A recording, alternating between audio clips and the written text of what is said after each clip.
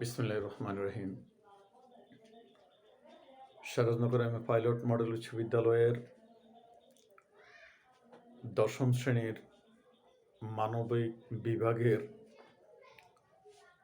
ছাত্রছাত্রীদের ভূগোল ও পরিবেশ বিষয়ে আজকের অনলাইন ক্লাসে উপস্থিত সকল শিক্ষার্থীদের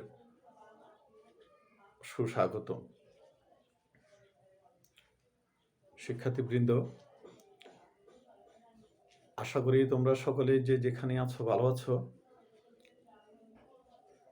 মহান আল্লাহ রাব্বুল আলামিনের দরবারে প্রার্থনা করি তোমরা যে যেখানে আছো ভালো থেকো। এই প্রত্যাশা করে আমি আমার আজকের অনলাইন ক্লাস শুরু করছি। শিক্ষার্থীবৃন্দ, গত ক্লাসে আমি বাংলাদেশের অবস্থান, আয়তন, সীমারেখা ও বাংলাদেশের ভূপ্রকৃতি নিয়ে আলোচনা করেছিলাম। আজকে আমি একটি গুরুত্বপূর্ণ বিষয় নিয়ে তোমাদের সামনে উপস্থিত হয়েছি।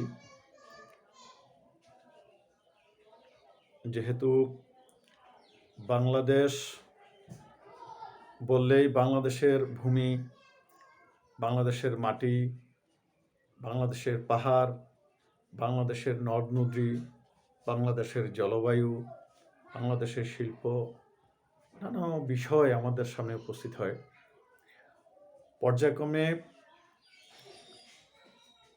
আমি একটি বিষয় তোমাদের সামনে আলোচনা করব। আর যদি মহান আল্লাহ রাব্বুল আলামিন আমাদেরকে এই মহামারী করোনা ভাইরাস থেকে মুক্তি দেন, তাহলে হয়তো শ্রেণী কক্ষে তোমাদের সামনে আরও খুঁটিনাটি বিষয় আলোচনা হবে। ততদিনে আমরা অপেক্ষায় থাকি মহান আল্লাহ রাব্বুল আলামিন আমাদেরকে যেন শ্রেণীকক্ষে গিয়ে তোমাদের সামনে কথা বলার তৌফিক দান করেন। শিক্ষার্থীবৃন্দ, আজকে আমি তোমাদের সামনে যে বিষয়টি নিয়ে এসেছি সেটি হলো বাংলাদেশের প্রধান প্রধান নদ নদী। কারণ বাংলাদেশ বললেই চলে আসে সুজলা সুফলা শস্য শ্যামলা আমাদের এই বাংলাদেশ, যেখানে হাজারো নদী জালের মতো ছড়িয়ে ছিটিয়ে রয়েছে সমগ্র বাংলাদেশের ভূখণ্ডে। তবে সবগুলো নদী নিয়ে আলোচনা করতে হয়তো আমাদের পক্ষে সম্ভব না। তারপরে আমরা বাংলাদেশের বড় বড় কয়েকটি নদী নিয়ে তোমাদের সামনে আলোচনা করব।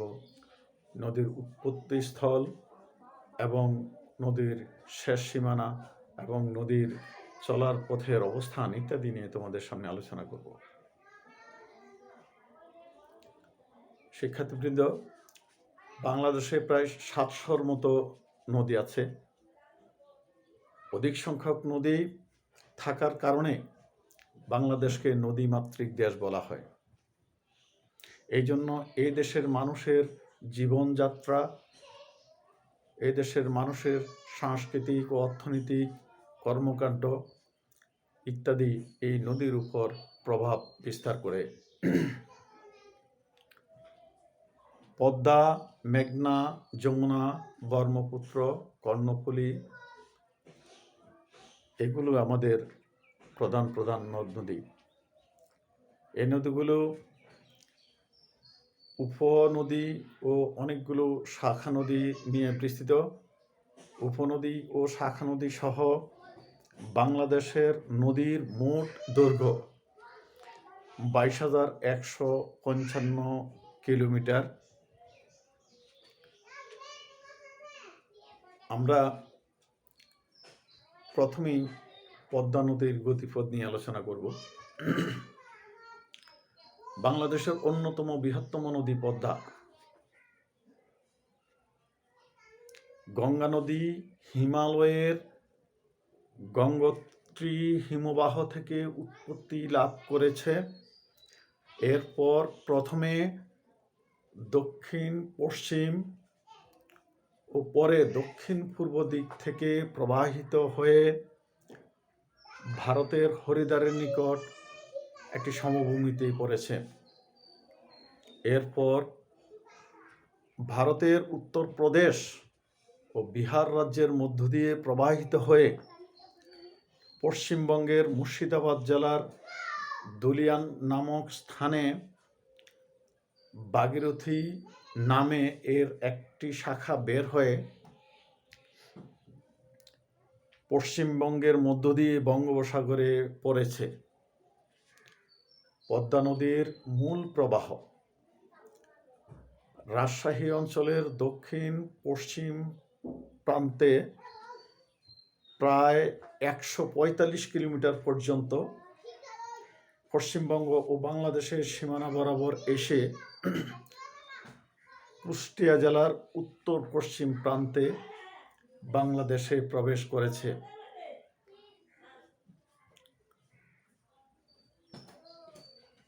এরপর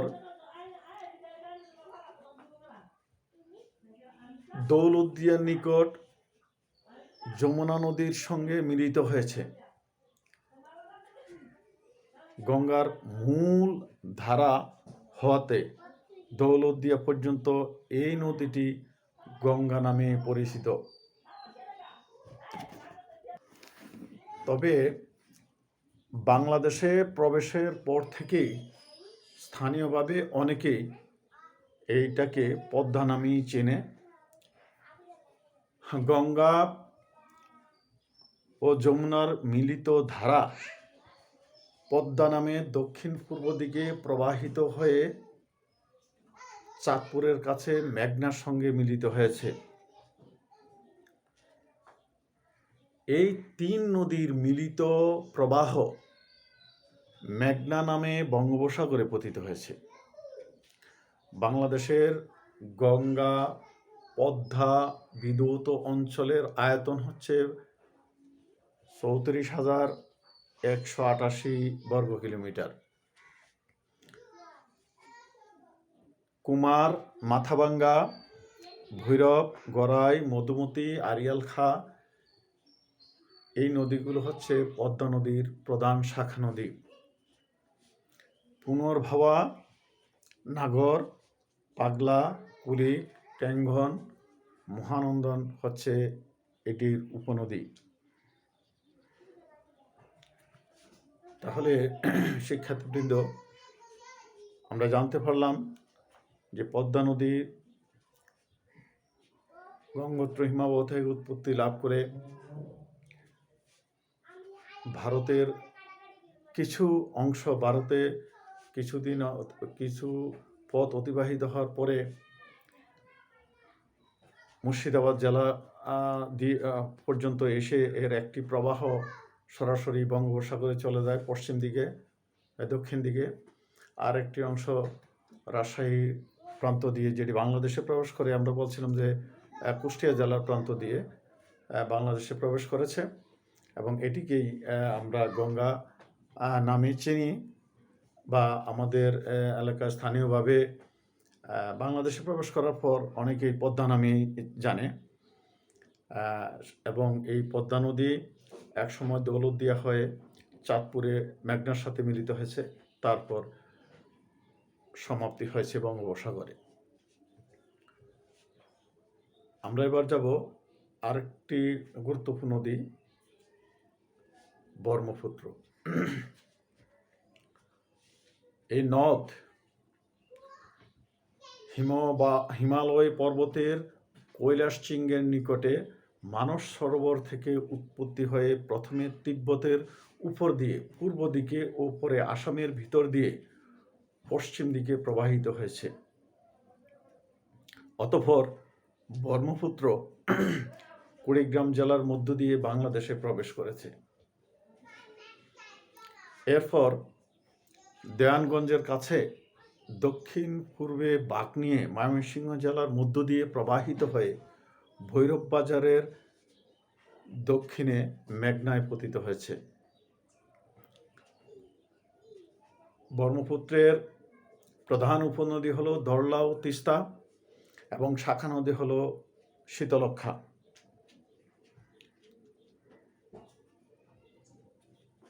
এবার যাব আমরা আরেকটি গুরুত্বপূর্ণ নদী, যমুনা। ময়মনসিংহ জেলার দেওয়ানগঞ্জের কাছে ব্রহ্মপুত্রের শাখা যমুনা নদী নামে দক্ষিণে প্রবাহিত হয়ে দৌলতদিয়ার কাছে গঙ্গার সঙ্গে মিলিত হয়ে পদ্মা নাম ধারণ করে দক্ষিণ পূর্ব দিকে প্রবাহিত হয়। সেক্ষেত্রে আমরা প্রথম যে নদীটি নিয়ে আলোচনা করেছিলাম পদ্মা, কিছু অংশ গঙ্গা নামে, কিছু অংশ পদ্মা নামে।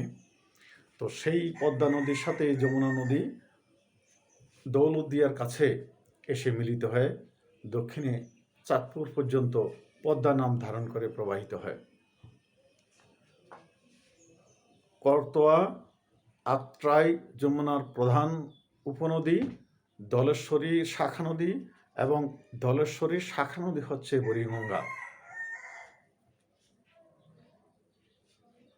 আমাদের আলোচনায় এবার আমরা যাব আরেকটি গুরুত্বপূর্ণ নদী, মেঘনা। আসামের বরাক নদী নাগা মণিপুর অঞ্চল থেকে উৎপন্ন হয়ে সুরমা ও কুশিয়ারা নামে বিভক্ত হয়ে বাংলাদেশের সিলেট জেলায় প্রবেশ করেছে। উত্তরের শাখা সুরমা পশ্চিম দিকে সিলেট, ছাতক, সুনামগঞ্জ শহরের পাশ দিয়ে প্রবাহিত হয়েছে। আজমিরিগঞ্জের কাছে উত্তর সিলেটের সুরমা, দক্ষিণ সিলেটের কুশিয়ারা নদী এবং হবিগঞ্জের কালনী নদী একসঙ্গে মিলিত হয়েছে। পরে কালনী, সুরমা ও কুশিয়ারার মিলিত প্রবাহ কালনী নামে দক্ষিণে কিছু দূর প্রবাহিত হয়ে মেঘনা নাম ধারণ করে। মেঘনা ভৈরব বাজারের দক্ষিণে পুরাতন ব্রহ্মপুত্র নদের সঙ্গে মিলিত হয়ে দক্ষিণ পশ্চিমে প্রবাহিত হয়ে চাঁদপুরের কাছে পদ্মার সঙ্গে মিলিত হয়েছে এবং এই মিলিত প্রবাহ আমি আগেই উল্লেখ করেছি, এই তিন নদীর মিলিত প্রবাহ বঙ্গোপসাগরে পতিত হয়েছে। বাংলাদেশের মেঘনা বিদ্যুৎ অঞ্চলের হচ্ছে 29,785 বর্গ কিলোমিটার। মেঘনা নদীর প্রধান উপনদীগুলো হচ্ছে মনু, বাউলাই, তিতাস, খুমতি ইত্যাদি। আমরা আলোচনা প্রায় শেষ পর্যায়ে চলে এসেছি। শিক্ষার্থীবৃন্দ, আমাদের আলোচনার সর্বশেষ নদীটি হলো কর্ণফুলী, যে নদীটি আমাদের অর্থনৈতিক উন্নয়নে, সকল নদী অর্থনৈতিক উন্নয়নে ভূমিকা রাখে, তার মধ্যে কর্ণফুলী নদীর ভূমিকা অনেক গুরুত্বপূর্ণ। এই নদীটি আসামের লুসাই পাহাড় থেকে উৎপন্ন হয়ে প্রায় 274 কিলোমিটার দীর্ঘ কর্ণফুলী নদী রাঙ্গামাটি ও চট্টগ্রাম অঞ্চলের মধ্য দিয়ে প্রবাহিত হয়ে বঙ্গোপসাগরে পড়েছে। এটি চট্টগ্রাম ও রাঙ্গামাটির প্রধান নদী। কর্ণফুলীর প্রধান উপনদী কেশালং, হালদা এবং বোয়ালখালী। কাপ্তাই নামক স্থানে কর্ণফুলী নদীতে বাঁধ দিয়ে কর্ণফুলী পানি বিদ্যুৎ কেন্দ্র স্থাপন করা হয়েছে। আর বাংলাদেশের যে সবচেয়ে বড় যে প্রধান সমুদ্র বন্দর, সেই বড় এবং প্রধান সমুদ্র বন্দরটি চট্টগ্রামের কর্ণফুলী নদীর তীরেই অবস্থিত। শিক্ষার্থীবৃন্দ, আমার এতক্ষণের আলোচনা থেকে আশা করি তোমরা বাংলাদেশের নদ নদী সম্পর্কে এবং এই নদ নদীগুলোর উৎপত্তি, নদীর চলার পথ ইত্যাদি সম্পর্কে তোমরা কিছু শিখতে পারবে, এই আশা করে আমি আজকেই তোমাদের কাছ থেকে বিদায় নেব। বিদায় নেওয়ার আগেই তোমাদের প্রতি আমার ছোট্ট একটু অনুরোধ, তোমরা যার যার অবস্থান থেকে যার যার বাসায় অবস্থান করবে। কিছুক্ষণ পর পর সাবান বা ছড়া দিয়ে হাত পরিষ্কার করবে, মাস্ক ব্যবহার করবে। ঘরের প্রয়োজনের যদি ঘরের বাইরে যেতে হয় তাহলে মাস্ক পরিধান করে যাবে এবং জনসম্মুখ এড়িয়ে চলবে। এই প্রত্যাশা রেখে আমি আজকেই তোমাদের কাছ থেকে বিদায় নিলাম। আল্লাহ হাফেজ।